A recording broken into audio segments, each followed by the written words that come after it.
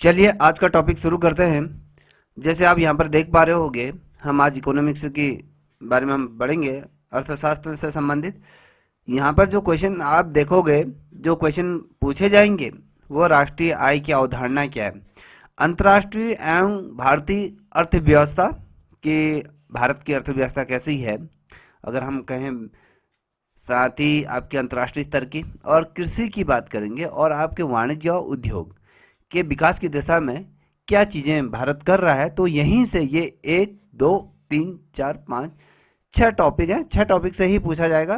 तो चलिए शुरुआत करते हैं। ठीक है, आप कुछ प्रश्नों की श्रृंखला आप यहाँ पर देख पाओगे। देखिए, ये जो आप देख पा रहे होगे ये एनसीईआरटी पर बेस्ड है, आप यहाँ पर देख पाओगे, क्योंकि ये जो है, देखिए ये एनसीईआरटी का सहारा है। यहाँ पर आप देख पा रहे होगे सारे एनसीईआरटी पर ही आधारित है किताबें। देखिए, राष्ट्रीय आय की जब हम बात करते हैं, राष्ट्रीय आय किसे कहते हैं, राष्ट्रीय आय क्या होती है, नेशनल इकोनॉमी अकाउंट की अगर हम बात करते हैं तो होती क्या है, कोई बताएगा? इसका वित्तीय वर्ष कब से कब प्रारंभ होता है? अगर हम देखें वित्तीय वर्ष की अगर बात करें तो वित्तीय वर्ष कब से कब होता है, जिसे हम राजकोषीय वर्ष के रूप में भी जानते हैं। और कृषि वर्ष भी होता है, सर 1 अप्रैल से 31 मार्च। और कृषि वर्ष होता है, और एक बजट वर्ष होता है। तो बेसिकली अगर हम देखें तीन फॉर्मेट में से विभाजित किया जाता है। याद देखिएगा, देखिए जैसे यहाँ पर आप देख पा रहे हो कि राष्ट्रीय आय, नेशनल इनकम की अगर बात करें, किसी निश्चित अवधि के लिए कोई ऐसा समय निर्धारित किया जाए, एक ऐसी अवधि होती है जो देश के लिए क्या होता है, राष्ट्रीय आय एक वित्तीय वर्ष जो होती है 1 अप्रैल से 31 मार्च तक का ये होता है। याद देखिएगा, बहुत दफ़े क्वेश्चन बना है, आपको लगता होगा बहुत ही सिंपल है, तो ये क्वेश्चन बनते हैं।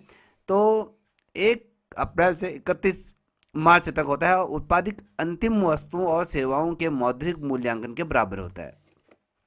कहने का मतलब है कि जो उत्पाद हो रहा है, जो अंतिम वर्ष का जो अंतिम उत्पाद वर्ष जो वस्तु है, उसमें जो सेवा, जो जिसकी हम सेवा ले रहे हैं, और उसमें जो मौद्रिक वाला धन की हम बात करेंगे, धन से रिलेटेड चीज़ों की हम यहाँ पर चर्चा कर रहे हैं, तो धन उसमें कितना व्यय हो रहा है, तो उसका संपूर्ण सार अगर हम देखें तो ये राष्ट्रीय आय ये कहलाए जाते हैं।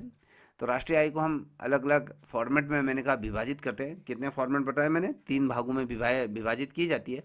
तीन भाग कौन कौन से हैं? तीन भाग कौन कौन से हैं मैंने आपसे कहा? मैंने कहा कि आपका एक वित्तीय वर्ष होता है जिसे हम राजकोषीय वर्ष के रूप में जानते हैं, और दूसरा जो होता है वो होता है आपका कृषि वर्ष होता है, और जो तीसरा होता है उसे बजट वर्ष कहते हैं। तो बजट वर्ष से कब तक होता है, राजकोषीय वर्ष कब से कब तक होता है, और कृषि वर्ष कब से कब तक होता है, बता सकते हैं? बताइए।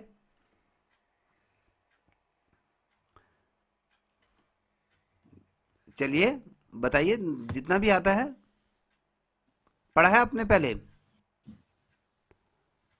नहीं सर, लेकिन ये वित्तीय वर्ष पड़ा है 1 अप्रैल से इकतीस राष्ट्रीय मार्च तक आय, का बस। देखिए हमने राष्ट्रीय आय की जब हम बात कर रहे हैं, बेसिकली आप यहाँ पर देख पा रहे हो, ये हमने यहाँ पर जो बात करी, तो राष्ट्रीय आय जो घरेलू आय होती है, जो भारत की अगर हम बात करें, जो घरेलू आय प्लस आप विदेशों से जो शुद्ध प्राप्त, जो विदेशों जो प्राप्त जो आय होती है उसका मेल होता है, उन दोनों को जोड़कर जो आती है, तो उसकी बात करते हैं। देखिए, अगर मैं राष्ट्रीय आय की अगर परिभाषा की बात करूं या उसकी गणना की विधि की बात करूं, तो राष्ट्रीय आय क्या होता है, किसी देश में एक वर्ष की अवधि में उत्पादित सभी वस्तुओं और जो सेवाओं के मौद्रिक मूल्य को राष्ट्रीय आय कहा जाता है। और राष्ट्रीय आय की गणना, जो राष्ट्रीय आय की जो गणना अलग अलग क्या होती है, अलग अलग फॉर्मेट के माध्यम से की जाती है। ठीक है, तो याद रखिएगा, राष्ट्रीय आय अलग अलग तरीके से इसको विभाजित की जाती है। क्वेश्चन पूछा जाएगा, कभी पूछा भी जाता है, क्योंकि हम इसको डीपली लेके चलेंगे तब आपके समझ में आएगा। देखिए, हम जब राष्ट्रीय आय की अगर बात करते हैं, तो प्रत्येक देश क्या करता है, अपनी राष्ट्रीय आय से संबंधित जितने भी आंकड़े होते हैं, चाहे वो उसके उत्पादन की बात करें, या उपभोक्ता की बात करें, या फिर वितरण की बात करें, से संबंधित जो भी अव्यवस्थित विवरण होता है, व्यवस्थित जो विवरण होता है, उसको राष्ट्रीय लेखा जोखा कहा जाता है। और राष्ट्रीय आय क्या होती है, जो लेखा व्य जो व्यवसाय या लेखा के समान ही माना जाता है, उसे दोहरी प्रणाली के रूप में कहीं ना कहीं माना जाता है। तो जब हम कभी पूछते हैं कि यार राष्ट्रीय आय क्या होती है, क्वेश्चन बनता है, अक्सर हम क्या करते हैं, जैसे हमारे भारत में अगर आपने जीडीपी का नाम सुना ही होगा, भारत की जो राष्ट्रीय आय की जब हम बात करते हैं तो भारत में हर किसी की कमाई का योग कहीं ना कहीं जीडीपी में या हम देते हैं तो कहीं ना कहीं उसका हिस्सा होता है। और जीडीपी क्या होता है, सकल घरेलू जो उत्पाद होता है। और सकल उत्पाद की अगर बात करें तो इसके अलावा जो अर्थव्यवस्था में जो बजट की दर होती है, वो निवेश जो राष्ट्रीय आय की क्या है उसका निर्धारण कहीं ना कहीं वो करती है। तो इतना थोड़ा सा समझने की कोशिश कीजिएगा, क्योंकि पहली दफ़े है राष्ट्रीय आय पढ़ रहे हो तो उसको समझना थोड़ा टफ हो जाता है। ठीक है। अब जब हम राष्ट्रीय आय की जब हम बात कर रहे हैं तो देखिए राष्ट्रीय आय के अंतर्गत क्या क्या चीज़ें होती हैं, थोड़ा सा उसको समझने का प्रयत्न करेंगे। तो राष्ट्रीय आय क्या है, पहले सबसे बड़ी प्रश्न ये है। राष्ट्रीय आय का अगर हम जब बात करते हैं तो ये क्या है, एक निश्चित अवधि में अगर हम इसको आमतौर पर अगर बात करते हैं तो आमतौर पर एक वित्तीय वर्ष में किसी देश में उत्पादित सभी अंतिम वस्तुओं में सेवाओं के कुल मूल्य को कहीं ना कहीं संदर्भित करता है। या कहें राष्ट्रीय आय जो लेखांक क्या है, क्वेश्चन बनेगा कि राष्ट्रीय आय का लेखांक क्या है, जिसका इसका लाखी लेखा जोखा जो रखा जाता है। अगर हम बेसिकली अगर देखें, ये एक लेखांक अगर प्रणाली जिसका उपयोग राष्ट्र की किसी एक निश्चित समय अवधि में देश की जो आर्थिक जो गतिविधि होती है उसके स्तर को कहीं ना कहीं मापने के लिए किया जाता है। ठीक है। अब यहाँ पर अगर हम देखें, देखिए राष्ट्रीय आय की जब मैंने कहा वित्तीय वर्ष की अगर बात करें, जैसे हम राष्ट्रीय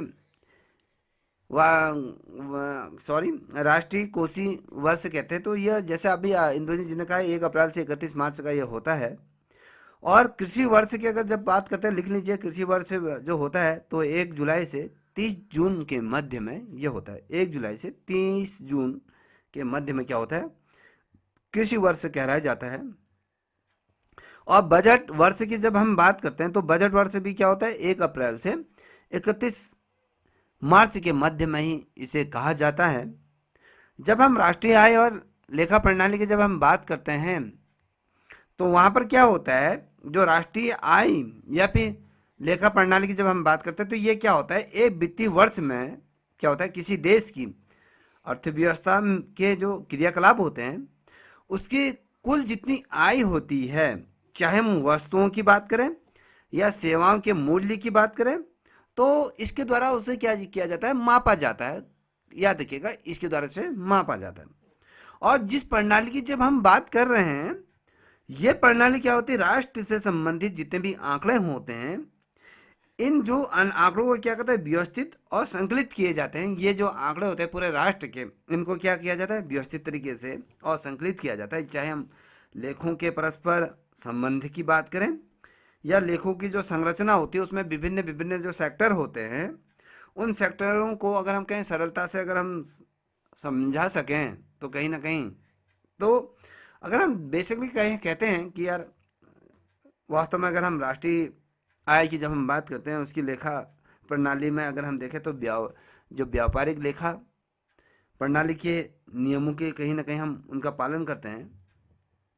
तो कुल मिलाकर अगर हम बात करें, जितना भी हमारा उत्पाद होता है या जो हम विदेशों से जो आय का अर्जित करते हैं, तो राष्ट्र की जितनी भी आय होती है उसका पूरा क्या होता है, एक गुणांक निकाला जाता है या कहीं उसका संपूर्ण वार्षिक व्यय निकाला जाता है। तो उसी को हम राष्ट्रीय आय कहते हैं, प्रत्येक व्यक्ति की यहाँ पर देखी जाती है।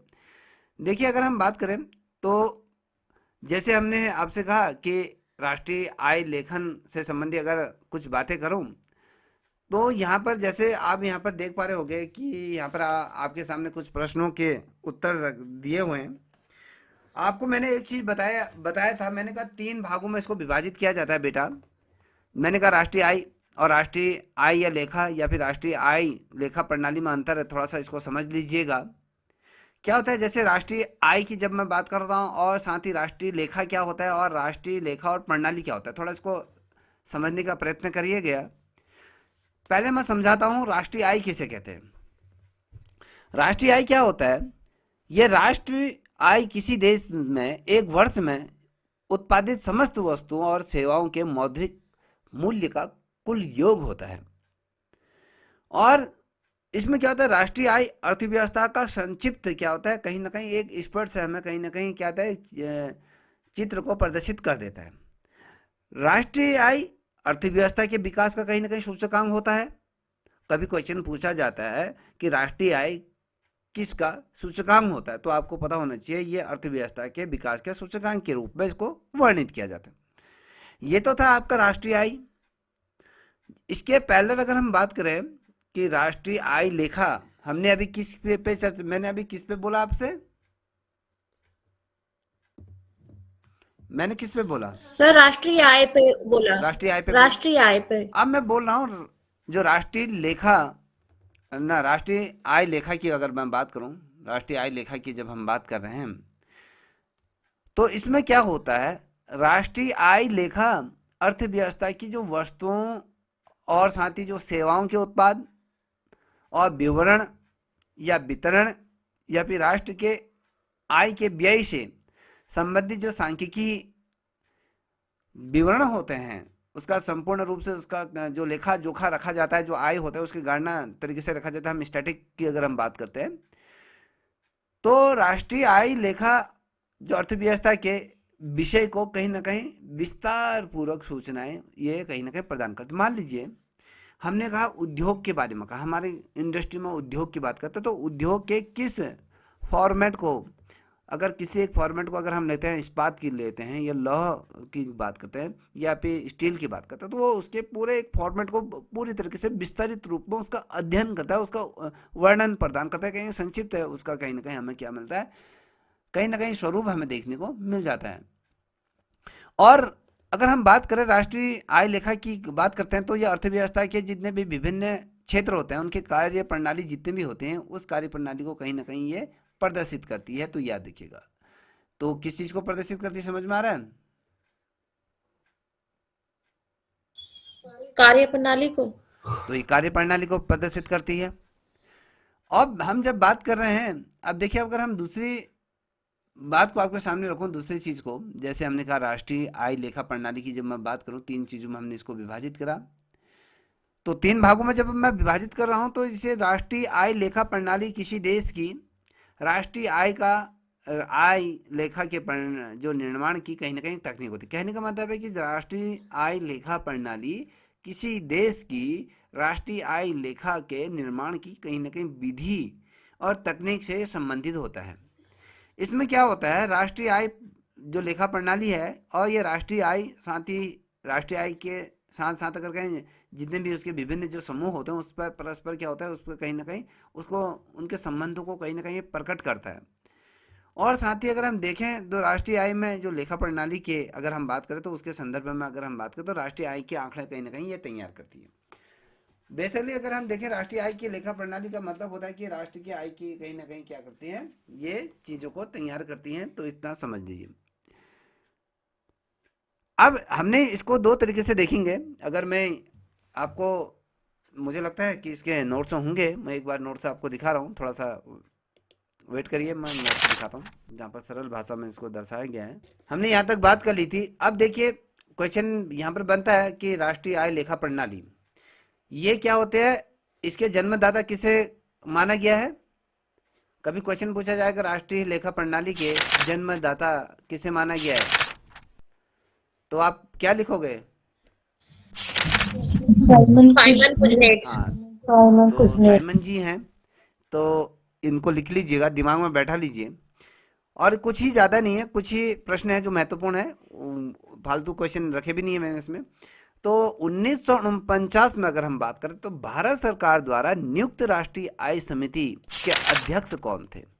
अगर हम भारत सरकार ने जब 1949 में जब राष्ट्रीय आय की समिति का जब गठन किया गया था तो उसकी आय की क्या की गई थी, यहाँ पर एक अध्यक्ष यहाँ पर नॉमिनेट किया गया था। वो अध्यक्ष कौन थे, इनको जानते हैं कौन है?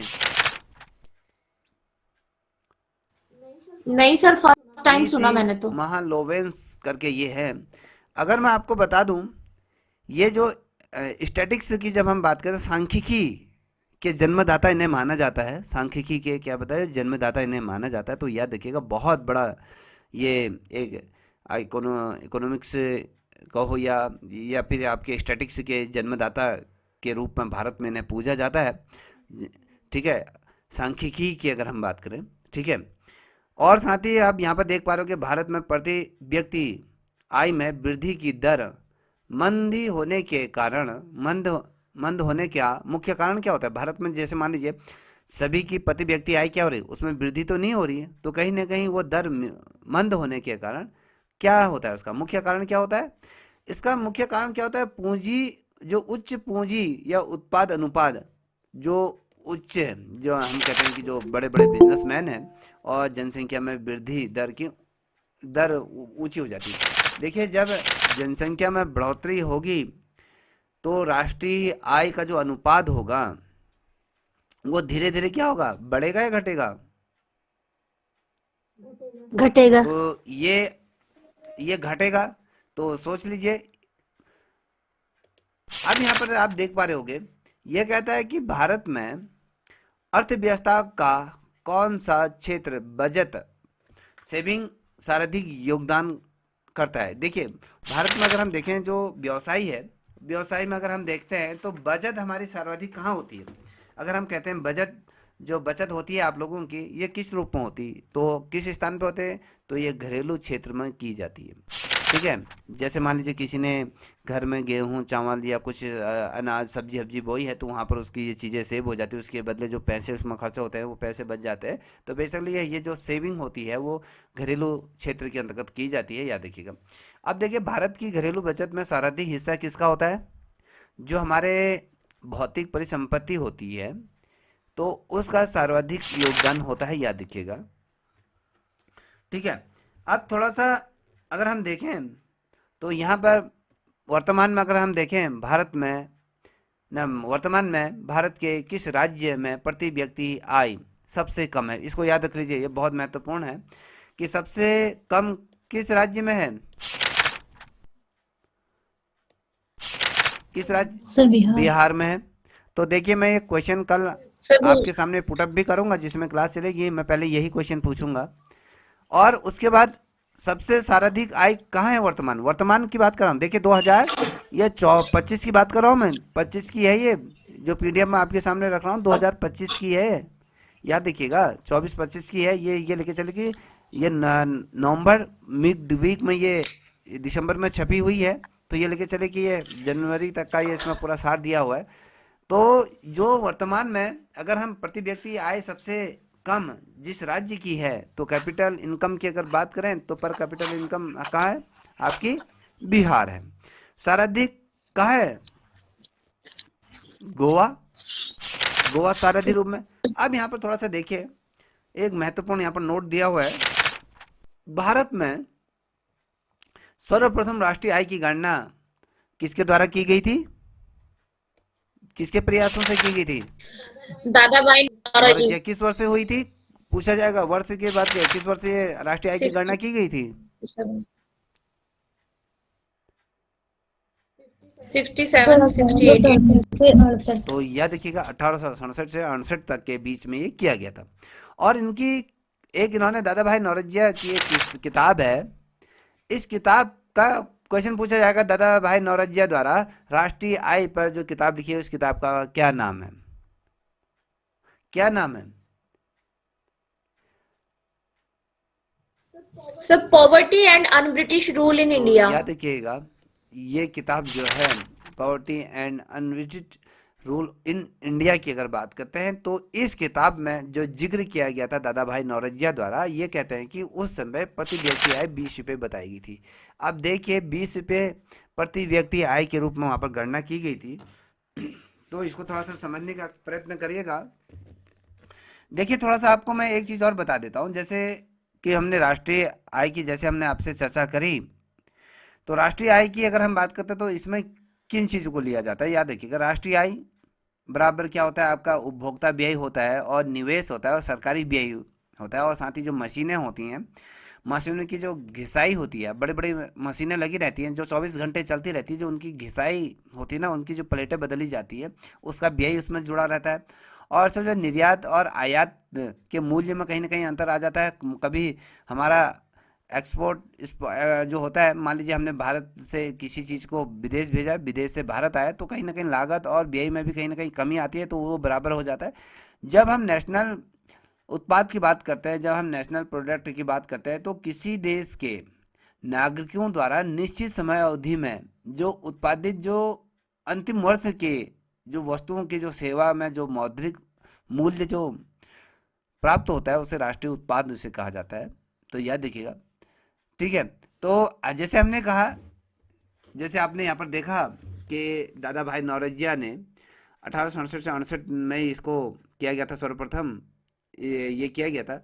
और इन्होंने ये कहा कि 20 रुपये इन्होंने आय बताई गई थी। और आपको मैं बता दूं, 1900, याद इसको लिख लीजिए, 1931 से 32 में क्या कहता है, BKRB राव, BKRB राव ने क्या किया था, सर्वप्रथम वैज्ञानिक विधि से राष्ट्रीय आय की गणना की थी और राष्ट्रीय आय लेखा प्रणाली का प्रतिपादन किया गया था। क्वेश्चन पूछा जाता है कि किस व्यक्ति द्वारा राष्ट्रीय आय लेखा प्रणाली का प्रतिपादन किया गया था, इसके जनक के रूप में जिसे माना जाता है भारत में, तो कौन है, राव है, BKRB राव ये है। इन्होंने जो राष्ट्रीय आय की जो गणना करी थी वो वैज्ञानिक विधि से की थी।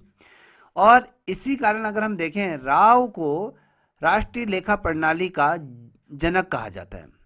क्वेश्चन क्या बनता है, नोट डाउन कर रहे हैं, राष्ट्रीय आय लेखा प्रणाली के जनक के रूप में किस व्यक्ति को जाना जाता है। आपके सामने ऑप्शन रख रहा हूं, दादा भाई नौरोजिया, BR राव, दादा भाई नौरोजिया तथा दादा भाई नौरोजिया प्लस आपके BN राव, AB दोनों, या इनमें से कोई नहीं, बताइए।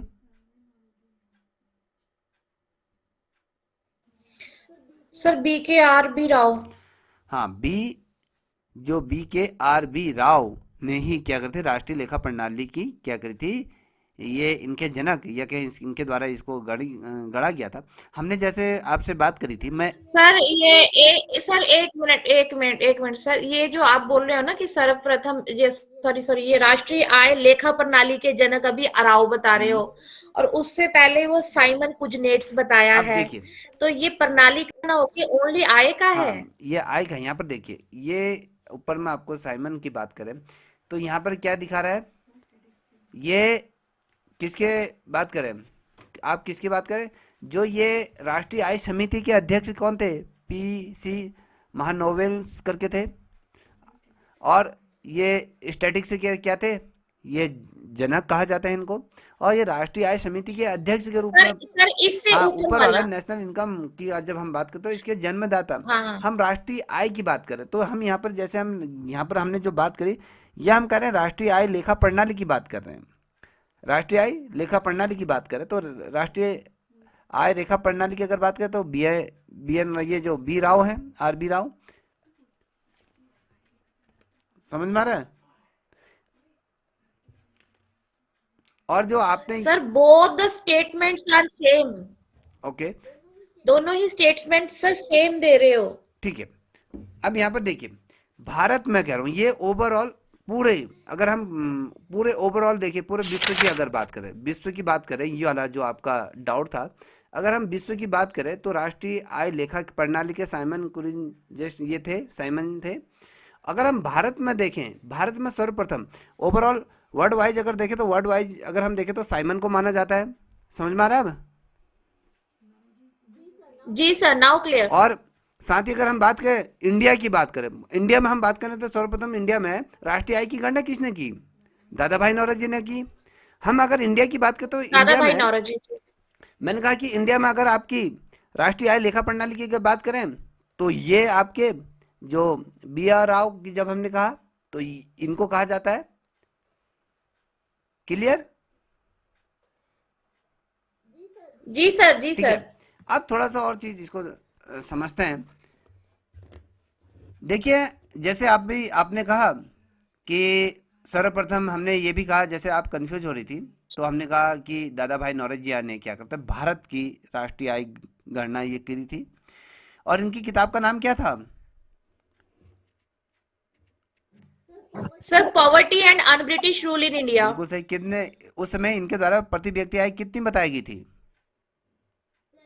20 रुपी। जब हम यहाँ पर थोड़ा सा आप यहाँ से धीरे धीरे समझना शुरू करेंगे। जब भारत स्वतंत्र हो गया था, उसके पश्चात भारत सरकार ने क्या किया था, 1949 में जो प्रोफेसर पी सी महानोबेल्स के अध्यक्षता में क्या करी थी, एक राष्ट्रीय आय समिति का गठन किया था। जब इन्होंने राष्ट्रीय आय समिति का जब गठन किया गया था, तो इस समिति की राष्ट्रीय आय लेखा प्रणाली की जो संरचना का निर्माण जो किया गया था, तो उसके अध्यक्ष के रूप में आपके जो पीसी महानोबेल्स को सर नियुक्त किया गया था, याद रखिएगा। हाँ सर जी। सर प्रणाम सर। तब से स्क्रीन नहीं दिखाई दे रही थी सर, बड़ी मुश्किल से 4-5 मिनट से जुड़ी हूँ सर, कल भी नहीं जुड़ पाए। आपको दिखाई दे रही है औरों को? सर इस समय तो दिखाई दे रही, तब से नहीं दिखाई दे रही थी सर, आप भी नहीं दिखाई दे रहे थे। चलिए, आपको दिखाई दे रही, चलिए कोई बात नहीं। अब बहुत देर थोड़ा आप जहाँ जुड़ गए तो जुड़ जाइए, ठीक है। अब हमने यहाँ कहा कि कभी क्वेश्चन पूछा जाएगा बेटा, कभी आप लोगों से क्वेश्चन पूछा जाएगा, केंद्रीय सांख्यिकी के जन्मदाता किसे माना जाता है? केंद्रीय सांख्यिकी के जन्मदाता किसे माना जाता है? सांख्यिकी के जन्मदाता किसे माना जाता है?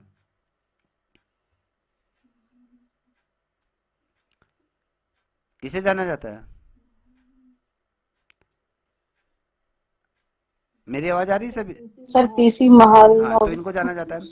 और आपको एक चीज, जी सर, आवाज आ रही हाँ, है, आ और रही है। आपको एक चीज बता दूं, साल था आपका 1954 में। 1954 में इसकी स्थापना की गई थी। किसकी? आपको मैं बता दूं, 1954 में केंद्रीय सांख्यिकी कार्यालय की स्थापना की गई थी। क्वेश्चन पूछा जाएगा कि केंद्रीय सांख्यिकी कार्यालय की स्थापना किस वर्ष की गई थी, आपको पता होना था। 1954 में इसकी स्थापना की थी।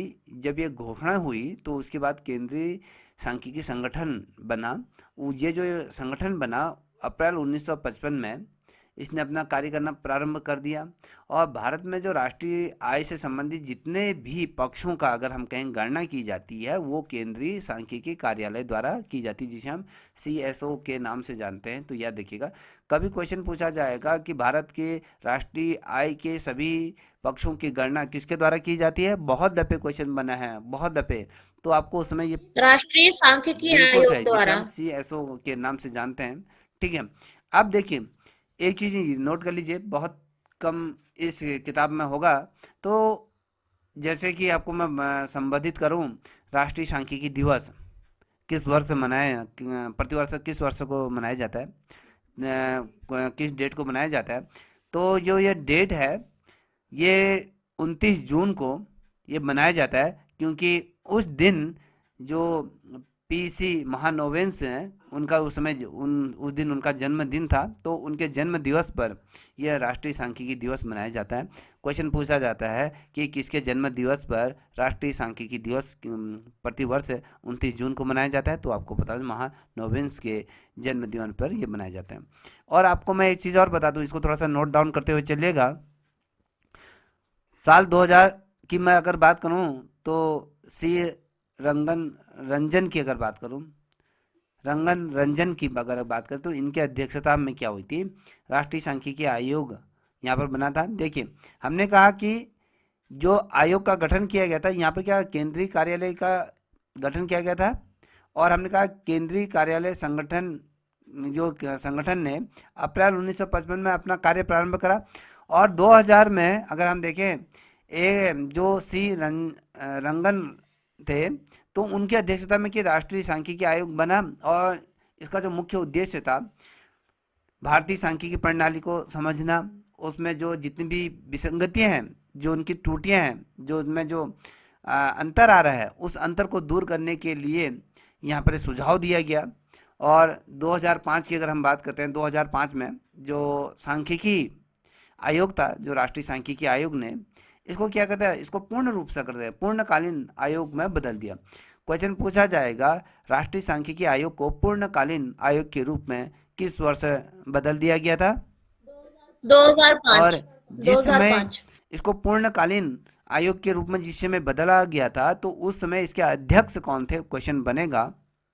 तो उसके अध्यक्ष के रूप में सुरेश तेंदुलकर को इसका अध्यक्ष नियुक्त किया गया था। तो ये पता होना चाहिए। क्वेश्चन पूछा जाता है कि सुरेश तेंदुलकर को सर्वप्रथम किसका अध्यक्ष नियुक्त किया गया था? तो आपको पता होना चाहिए कि पूर्णकालीन जो आयोग के राष्ट्रीय सांख्यिकी कि आयोग। क्या किया गया था, अध्यक्ष के रूप में से चुना गया था। इतना समझ में आ गया? जी ठीक है। सर। अब यहाँ से थोड़ा सा जो क्वेश्चन बनेंगे तो उसके अनुसार यहाँ पर टॉपिक में लाऊंगा। अब यहाँ पर आप देख पा रहे होगे, तो यहाँ पर आप देख पा रहे हो कि भारत में राष्ट्रीय आय समूहों का जो आंकलन किसके द्वारा किया जाता है। मैंने अभी ये आपने देखा सेंट्रल स्टेटिक ऑफिस के द्वारा किया जाता है। देखिए क्वेश्चन बनता है, ठीक है, जो इन जो नेशनल इनकम स्कोर की अगर बात करें तो इसका आंकलन कैसे किया करते हैं, किसके माध्यम से करते हैं, ये वाला क्वेश्चन जो है ना बेटा, बहुत दफे आपके अगर आप पीसीएस की तैयारी कर रहे हो तो वहाँ पर क्वेश्चन प्री में पूछा जाता है और मेन में इसको डिफाइन करना होता है। और कई दफ़े ये अगर आप देखोगे नीचे तो क्वेश्चन बहुत दफ़े बनता है। तो ये आपको पता होना चाहिए कि केंद्रीय सांख्यिकी संगठन द्वारा बनाया गया।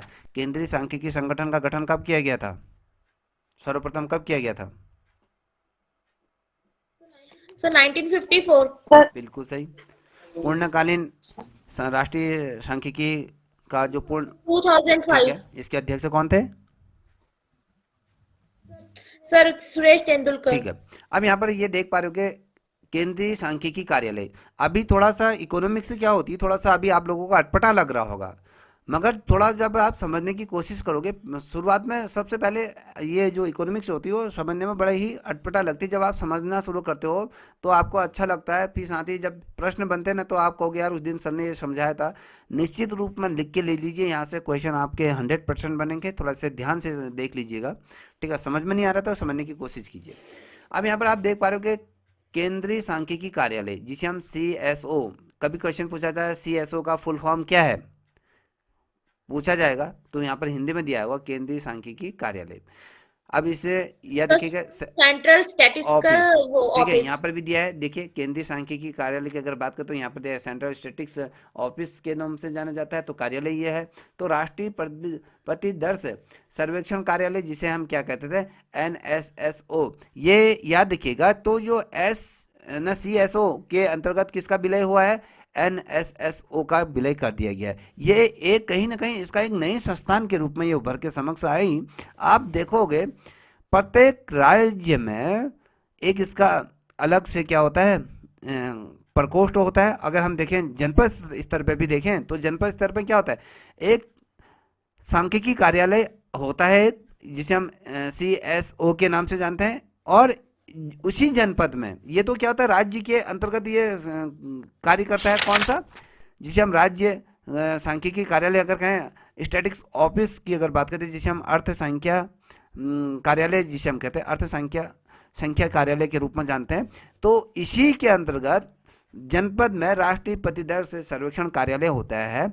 जो ये सारी चीज़ें जो होती है ना, वो ये क्या होता है, राष्ट्रीय स्तर का होता है कि हम कहते हैं इसमें जो नियुक्त होते हैं वो आपके सेंट्रल गवर्नमेंट के कर्मचारी होते हैं। ये नई संस्था होती है, तो इसको स्थापित करने का निर्णय लिया गया था। तो किसने निर्णय लिया था, तो आपको पता होना चाहिए राष्ट्रीय सांख्यिकी कार्यालय के द्वारा इसको निर्णय लिया गया था। तो इसका इसके साथ विलय कर दिया जाए तो कहीं ना कहीं ये सारी चीज़ें, इसमें जो योजनाएं हैं, कितना पैसा है, कितना व्यय हुआ है, कितना खर्चा हो गया है, राज्य किस तरीके से प्रोग्रेस कर रहा है, प्रत्येक इसमें क्या अलग अलग जो क्षेत्रों को डिवाइड किया जाता है। तो इस क्षेत्र में कितना, ये ग्राम कितना ज़्यादा प्रोग्रेस कर रहा है और कितनी नगर पालिकाएँ प्रोग्रेस कर रही हैं, प्रति व्यक्ति जनपद की औसत आय क्या होती है। देखिए हम क्या करते हैं, पहले तो राज्य स्तर पर हम क्या करते हैं, कौन सा जनपद कितने राष्ट्रीय जो राष्ट्रीय आय के तौर पे कौन सा जनपद सर्वाधिक रूप में अमीर है, कौन सा गरीब है, प्रति व्यक्ति आय सबसे ज़्यादा किस जनपद की है। इस तरीके से हमारा अगर आप देखोगे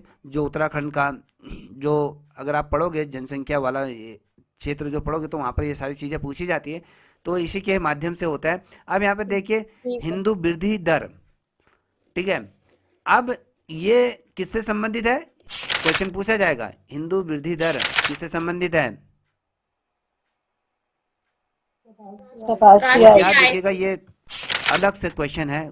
देखिए ये सारे क्वेश्चन जो मेरी, आप अपनी पुरानी बुक उठा लीजिए, उस बुक में और इस बुक में बहुत फर्क पड़ेगा देखना। और आपको देखिए यहाँ पर इस पर से दे के रखा है जो PC महानोवेंस के जन्म दिन पर प्रति वर्ष 29 जून को राष्ट्रीय सांख्यिकी दिवस मनाया जाता है। तो याद रखिएगा, इस तिथि को याद कर लीजिए और महान लोवेंस को भी आप याद कर लीजिए। तो इतना तो मुझे लगता है आई थिंक समझ में आ गया होगा। जी अब सर। देखिए यहाँ पर लिखा है MCA 2021, ये मिशन मोड प्रोजेक्ट है। किस केंद्रीय मंत्रालय द्वारा इसको आरंभ किया गया? क्वेश्चन पूछा जाएगा, इसको थोड़ा सा ध्यान रख लीजिए, ये वाला जो शब्द है थोड़ा इसको ध्यान रखो, ठीक है। क्वेश्चन पूछा जाएगा MCA 21 मिशन मोड प्रोजेक्ट है, किस केंद्रीय संस्थान द्वारा इसे आरंभ किया है? तो ये पता होना चाहिए कि कंपनी के मामलों के मंत्रालय, भारत सरकार में जितने भी कंपनियां होती हैं, चाहे रेलवे की बात करें, चाहे बेल या भी जितने भी सरकारी कंपनी हैं, उन कंपनी के क्या है उसके अंदर जितने भी निजी कंपनियां हैं उनका भी क्या करता है, कंपनी मामलों के क्या है मंत्रालय द्वारा इसको, इस प्रोजेक्ट को क्या क्या है, इसको आरंभ किया गया था। अब देखिए अर्थव्यवस्था की अगर हम बात करते हैं तो एक खुली अर्थव्यवस्था होती है, तो अर्थव्यवस्था की राष्ट्रीय आय वाई से क्या तात्पर्य है? क्वेश्चन पूछा जाता है। देखो यहाँ पर इस तरीके से दिया हुआ है, ये आपको इस तरीके से वहाँ पर ये क्वेश्चन बनेगा, तो वहाँ पर इस तरीके से 2-3 ये जो आप देख पा रहे हैं, जिसे मैं ये अंडरलाइन कर रहा हूँ, तो इस तरीके से पूछा जाएगा तो आपको उसमें चॉइस करना होता है। तो आपको ये देगा कि एक खुली अर्थव्यवस्था में अर्थव्यवस्था की राष्ट्रीय आय वाई से क्या तात्पर्य है?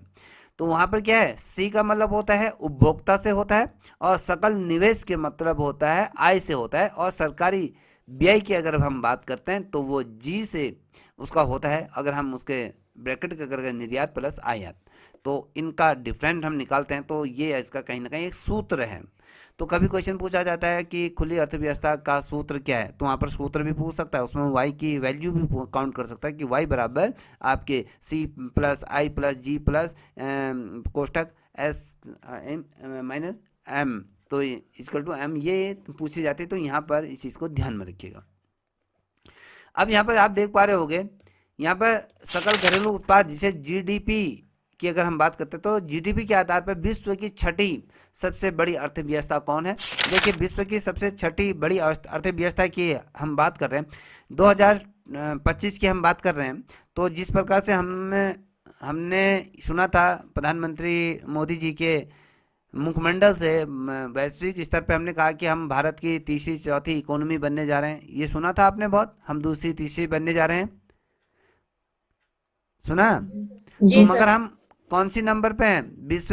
विश्व की हम छठी सबसे बड़ी अर्थव्यवस्था, ये कौन है? भारत है। क्वेश्चन पूछा जाएगा विश्व की सबसे कुछ सरल घरेलू उत्पाद में अगर हम बात करें, जो उसमें विश्व के छठे स्थान पर कौन रखता है, तो भारत ही रखता है। सबसे बड़ी अर्थव्यवस्था कौन सी है? भारत। मुद्रास्फीति और मुद्रा संकुचन और अप्रत्यक्ष कर के प्रभाव को शामिल कर जीडीपी को क्या कहा गया है? यहाँ पर नॉमिनल जीडीपी जिसे कहा जाता है, तो याद देखिएगा, इसको थोड़ा सा ध्यान में रखिएगा। अब थोड़ा सा आपको मैं बताने जा रहा हूँ, इसको थोड़ा समझने का प्रयत्न करिएगा। जब हम राष्ट्रीय आय को मापने की जब हम बात करते हैं, उसकी कुछ विधियां होती हैं, जैसे साइमन की अगर बात करें तो इन्होंने क्या कहा था कि किसी देश की राष्ट्रीय आय को हम 3 तरीके से माप सकते हैं, ठीक है। क्वेश्चन पूछा जाएगा कि साइमन द्वारा राष्ट्रीय आय को कितने विधियों से मापने की बात की गई थी? कितने विधियों से मापने की बात की गई थी? 3।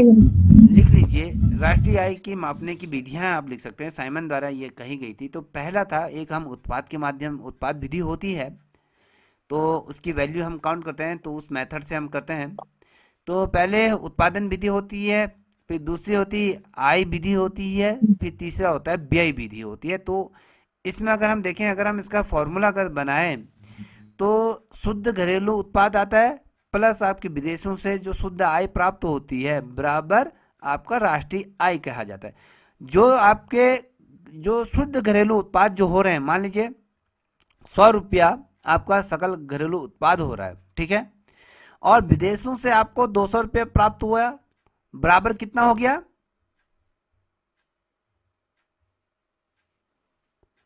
बराबर कितना हुआ? सर रिपीट कीजिए। है?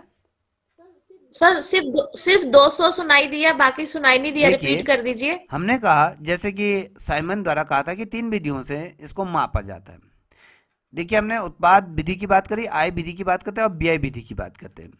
जब हम राष्ट्रीय आय को जब मापते हैं तो उसमें व्यय को थोड़ा सा साइड रखते हैं, तो हम यहाँ पर देखते हैं जो हमें शुद्ध घरेलू उत्पाद में जो हमें कम जो प्राप्त हुई है, मान लीजिए हमें 100 रुपये हमें सकल घरेलू उत्पाद में अगर उत्पादन में हमें प्राप्त हुआ है, तो और साथ ही जो विदेशों से जो प्राप्त आय है उसमें 200 रुपये हमें मिले हैं, तो बराबर राष्ट्रीय आय होती है। तो 100 + 200 कितना होता है? 300 300। 300 300 जो पैसा में जो प्राप्त हो वो राष्ट्रीय आय कहलाई जाएगी। ठीक है,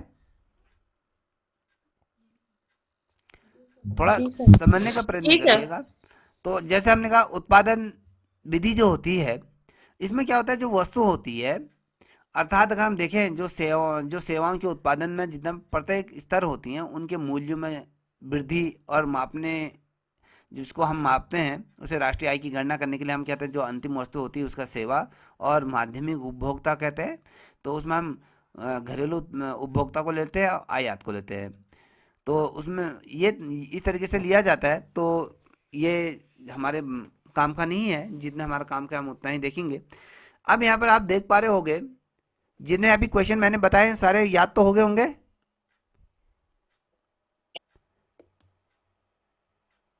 याद हुए हैं या नहीं? जी सर, जी सर। आप भूलोगे नहीं, मुझे पता है कि इतना हम इसको इस तरीके से समझने की प्रयत्न कर रहे हैं कि आप भूलोगे नहीं। देखिए दूसरी तरफ अगला प्रश्न आप यहाँ पर देख पा रहे होगे, ये कह रहा है भारत में सकल घरेलू उत्पाद का सबसे बड़ा भाग किस क्षेत्र से प्राप्त होता है? भारत में सर सेवा क्षेत्र। सर सर्विस वाला, सर्विस सर्विस सेक्टर। टैक्स जो हम टैक्स पे करते हैं उसी से ही तो रोडों का निर्माण होता है, बड़ी बड़ी चीज़ें बनती हैं। जितने भी प्रधानमंत्री या फिर जो भी भारत जितने भी लोग अपने बड़ी गाड़ियों में घूमते हैं, जो भी कुछ करते हैं, तो क्या है जो हमारा टैक्स पे होता है, जनता का जो आम पैसा जो सर्विस टैक्स के रूप में लेते हैं, तो वही होता है सेवा क्षेत्र जिसे हम कहते हैं। तो वहाँ पर क्या है, आर्थिक क्षेत्र से प्राप्त होता है। बेसिकली हम सकल घरेलू उत्पाद की बात करें, आर्थिक क्षेत्र जो हमारे अंदरूनी हिस्से में, आप सबको पता है पंजाब एक केसरी की बात करेंगे ठीक है। तो आप अब यहाँ पर आप देख पा रहे हो, समाचार मत सुनिए। यहाँ पर भारत की राष्ट्रीय आय में ग्रामीण अर्थव्यवस्था का कितना प्रतिशत योगदान है? तो 46 46 है। अब मेरे को ये बता दीजिए, अब इसमें हमने कहा कि राष्ट्रीय आय में ग्रामीण अर्थव्यवस्था का कितना प्रतिशत कहा हमने? 46 अब जब 46 है तो फिर आप शहरों के महानगरों का निकाल सकते हैं। महानगरों का कितना होगा? अगर 100 में से अगर आप 46 माइनस करोगे तो कितना बचा? 54 54% किसकी आय हुई? शहरी जी सर। हुई। महानगरों की हम अगर कहें जी तो अगर हम सर। भारत में राष्ट्रीय आय महानगरों की कितनी प्रतिशत हुई? और 54 ग्रामीण? ये समझ में 46 आ गया अंतर?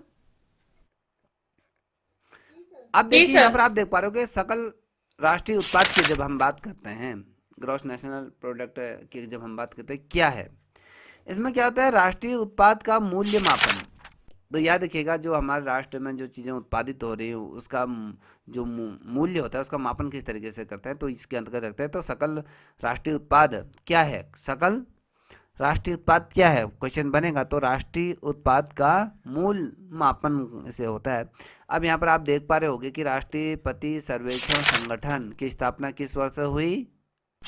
ये बहुत महत्वपूर्ण है। 1950। इसको यहाँ पर इम्पोर्टेंट लिख देता हूँ, यहाँ पर इम्पोर्टेंट सोच लीजिए इसको, ये इम्पोर्टेंट है। तो इसकी जो स्थापना हुई थी 1950 में इसकी स्थापना की गई थी। अब यहाँ पर आप देख पा रहे हो कि राष्ट्रीय सांख्यिकी आयोग की स्थापना किस समिति की अनुशंसा पर स्वीकृत की गई थी? तो ये कौन थे? ये कब की गई थी बेटा? सर 1954 श्रीरंगराजन कब, समिति। किस वर्ष? सर 1954, अच्छा नहीं 1954 में तो केंद्रीय ये थी कब सर। थी बताओ? सर 2000 में सर, 2000 2000 थी ना? बिल्कुल जी सर, ठीक, जी सर। 2000 में थी। और 2000 के बाद फिर कब कन्वर्ट हुई, पूर्णकालीन कब हुई? 2005 ठीक में। है। अब यहाँ पर आप देख पा रहे हो जीडीपी आंकड़ों में आधार वर्ष 2004-5 को बदलकर कौन सा नया आधार वर्ष कर दिया गया है? ये याद रखिए, बहुत महत्वपूर्ण। 2011-12 को बदल दिया गया है, याद रखिएगा। ये कह रहा है जीडीपी के जो आंकड़ों में जो आधार वर्ष जो था, जिस आधार पर हम जीडीपी को काउंट करते थे, अब उसको बदलकर 11-12 कर दिया गया है, याद रखिएगा। एक नया आधार वर्ष है। क्वेश्चन पूछा जाएगा जीडीपी का नया आधार वर्ष कौन सा है? 2004-5, 2011-12, 2013-14 या 2011-15?